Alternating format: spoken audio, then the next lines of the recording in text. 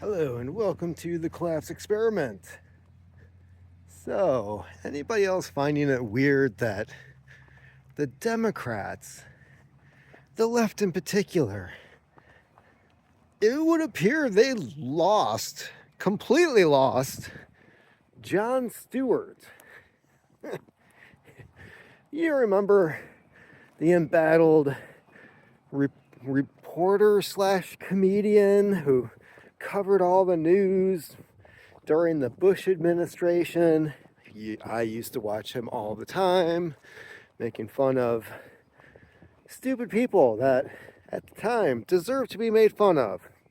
Looking back, the Bush administration, dear God, the amount of calamity, ruckus, death, murder, and destruction that man, that former, whatever. Well, I mean, we didn't find any cocaine in the White House when he was in office. That's kind of surprising. But no, the former coke addict and alcoholic. So Jon Stewart, he'd point out the obvious, and the obvious was always hysterically funny and stupid at the same time. And now it's to the point where we have a new president.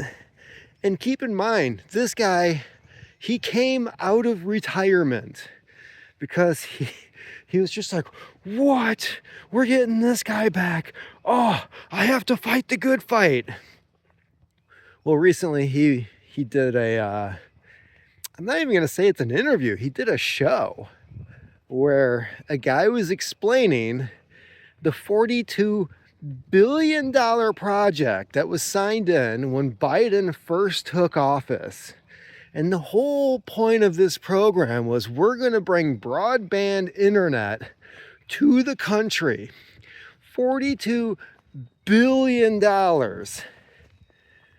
Had it been spent correctly, there's a lot of people that should have really good internet service right now. You know how many people got really good internet service during the 4 years that Biden was in office? 0. So he's trying to figure out, how did this happen? How is it that we have this $42 billion and not a single person got connected to the internet? Well, he had a guy on there that was explaining the process, the bureaucracy that was created to allocate these funds to where they needed to go, which ended up being nowhere. So there was a multi-step program where these different districts could apply for some of this $42 billion. But they had to apply and reapply and go about doing certain things and then come back with these certain things done, and then they had to do other things. And as they're going through these steps, it gets to, and then there's step 12. Well, only 3 out of the 56 districts that applied for this got to step 12. And then after step 12, 0 of the 56 districts that applied to get some of this $46 billion for internet access continued on. And the whole time, Jon Stewart's just like, what? And then he has this brain-breaking moment where he's just like, so the Democrats just did this to themselves. So this is a continuation of something that has been happening quite a bit lately with the left, the Democratic Party in particular, where hardcore members who constantly, for years, fought for this justice, this democracy, this system that we just gotta keep fighting the good fight. Where they have these moments of realization where they're like, this is insane. And Jon Stewart on camera had that moment where he realized, oh my God, Elon Musk is right.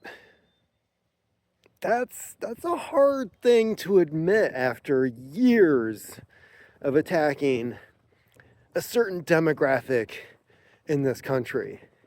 I mean, Jon Stewart, again, I used to watch the guy all the time. He was pretty funny. He was legitimate for the time. But then once Obama got in the office and things kind of started getting wonky, and then once Trump got in the office and everybody's brains just broke, Jon Stewart became irrelevant. He no longer fit that mold. Like, he was the guy that was needed for a time such as the Bush administration. Then Obama gets in and it's nothing really fit that anymore, right? Like, who's he? If he was the comedian version of Rage Against the Machine, what exactly is he raging against? Definitely can't rage against the black guy in office. He could rage against the Republicans who are fighting the black guy in office, but when they're not in power, what is there to be mad at? So, is Jon Stewart's not going to become like a Republican, right? It's just not going to happen. What he is probably going to end up doing is talking against the party that definitely has lost its way. Do they need more of that? Oh, hell yes. Is he going to run for office? No. That's not going to happen. Not in the least bit. But at least we might have some voices of sanity out there when it comes to that group who start talking against the people who are running things into the ground.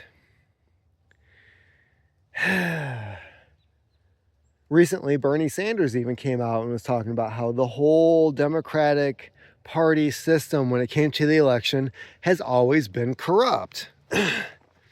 Why he thought he had a chance to run for president at any point in time in his own party, I don't know. Perhaps he thought maybe if he brought forth like how corrupt it was, or would they really do this in front of everybody? Yeah, they would. As a matter of fact, a lot of people speculate that it was the pissed off Bernie supporters that helped push Trump into office. Well, if we can't get Bernie and we don't like Hillary, let's just tell the Democratic Party, blank you, and get the other guy in. So all the mistakes that have been happening for a long, long time now with the Democrats are their own doing. They keep doing this to themselves. And just like anybody else who's never had any accountability in their life, it's always somebody else's fault, except their own. And then you've got Tulsi Gabbard. Tulsi Gabbard. Now, what is it that the Democrats are always saying that they wanted to have? Well, we should have somebody who served, a woman, a woman of color. God, that would just be like the Democratic wet dream. 2020. Now, for me, I started out in the Yang Gang. Started out with that. They screwed him over big time. Like big time did they screw over Andrew Yang. Didn't even get one delegate. He was down there. At least he went to Iowa, right? Unlike Kamala Harris. Kamala Harris was just like, I didn't even get shit in my own state. I'm not going to Iowa. Fuck you guys. I'm out. Ends up becoming vice president. What a bunch of crock. And then you've got Andrew Yang, who's like, I'm going to Iowa. I'm going to get a couple delegates. Maybe we'll get this ball rolling. Keep in mind, Obama kind of started out the same way, right? He wasn't doing all that great in the beginning. And then he went on Oprah. So you have this this pattern here. And I think they recognized the pattern with Yang, because even though he had a certain number of delegates, not many, but a few, enough to like pull some attention his way, all of a sudden they disappeared. They were no longer there. Iowa ended up being a huge disappointment, and he dropped out. Still had Tulsi Gabbard. I supported Tulsi. I liked a bunch of her policies. There were some policies I didn't care for. Nobody's perfect. But hey, had that going for us, right? And then all of a sudden they screwed her over because of what she did to Kamala Harris. So what ends up happening to Tulsi? I'm going to just leave the party because these people are a bunch of assholes and become a Republican. By the way, I'm now working for the Trump administration. Oh, how the tides have turned. If the Democrats hadn't noticed, the more people they screw over, the more people end up fighting against them and winning. So yeah, Jon Stewart. Man, if Jon Stewart like turned the tide and his brain broke to the point where he was just like, I think I need to start supporting Doge and Elon Musk because he's right. Jon Stewart, the Nazi. Isn't that what they call everybody now? Some dude driving a cyber truck around, and all these people start screaming at him, calling him a Nazi, telling him to Sig Heil while he's sitting at a red light. And another one recently had a gun pulled on him in traffic for just driving a cyber truck. I thought it was the Democrats who are like, we need electric vehicles to save the earth, but apparently climate change doesn't exist anymore because Elon Musk is building the electric vehicles they've been demanding with equally, if not more, CO2 emissions, because how do you power a cyber truck? Electricity is not a power source. Most of the electricity in this country is produced by burning coal.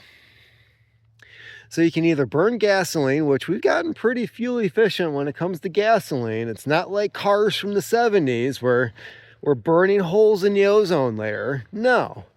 Like today's cars are more fuel efficient, and yet now we're switching over to these electric vehicles, which means plugging them into the wall like you would any type of device that uses electricity. Which means we're going to need more coal burning power plants. They really don't think ahead. They don't think ahead. They just try to come up with solutions and then just try to make it work later, which doesn't work at all. It kind of reminds me of some places that I've worked in the past and currently work at. So, back to Jon Stewart. Yes, his brain broke. He had that, oh my God, Musk was right moment. And it's so hilarious. All they had to do was focus on one thing that Biden had signed in the office and asked the question, why didn't this work? And it was all their own undoing, right? Well, we're going to offer this money, but we're going to make it so difficult to acquire it that nothing will get done. We're going to have $42 billion sit there, and the only thing it's going to do is pay for the people who are running this program. And it's going to go absolutely nowhere. Brilliant, right? It's just what we need. This is why nothing ever gets done. It reminds me of this story that Tim Pool told, where he was at Occupy Wall Street. And all these people were like, we need to get pizza. And then it came to a war of ideas. Well, it needs to be whole grain. No, it needs to be fair trade whole grain. It needs to be organic fair trade whole grain. Okay, well, what kind of toppings? Well, I can't have meat on it because that's cruelty to animals. Well, what about halal? What if we've got like Muslims here that need it? Well, are they paying minimum wage to their people? Because if they're not paying minimum wage, then we just can't have their service. What if the boxes are like recycled cardboard, right? I mean, after all, like, why should we be cutting down more trees in order to make more cardboard? So the pizzeria should really be using recycled cardboard. This went on for hours until, guess what? They just ended up buying Little Caesars. You can't let these people run things at all, because otherwise nothing will get done. There comes a point where sometimes you just need to sit down and do the shit to get it done to move on to the next thing, because otherwise everybody starves. $42 billion and nobody at all got connected to better broadband internet service. And they wonder why the other guy got voted in.